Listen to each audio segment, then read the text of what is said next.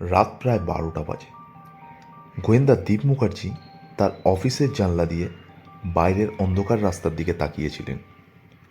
হঠাৎ ফোন বেজে উঠল। ওপার থেকে এক ভীত নারীকণ্ঠ ভেসে এলো, সাহায্য করুন আমাকে। দীপ প্রশ্ন করার আগেই লাইন কেটে গেল। নম্বরটা অচেনা ছিল। কৌতূহলবশত নম্বরটি ট্র্যাক করতে জানতে পারল কলটি শহরের এক পুরানো ভাঙা বাড়ি থেকে এসেছে। দীপ সঙ্গে সঙ্গে বেরিয়ে পড়ল পুরানো বাড়িটির উদ্দেশ্যে। বাড়িটিতে পৌঁছে ঢুকে দেখল একটা বাল্ব টিম টিম করে জ্বলছে, চারিদিকে ধুলো। হঠাৎ পিছন থেকে একটা শব্দ।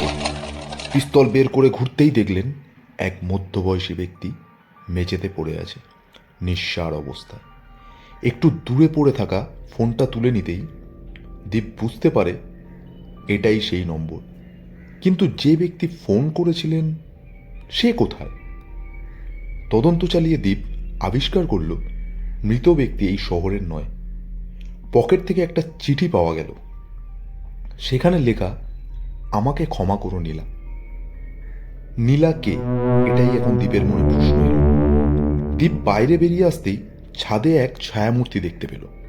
সঙ্গে সঙ্গে দৌড়ে উঠল, কিন্তু ততক্ষণে ছায়ামূর্তিটি মিলিয়ে গেল। কেসটি আরও গভীর হয়ে গেল।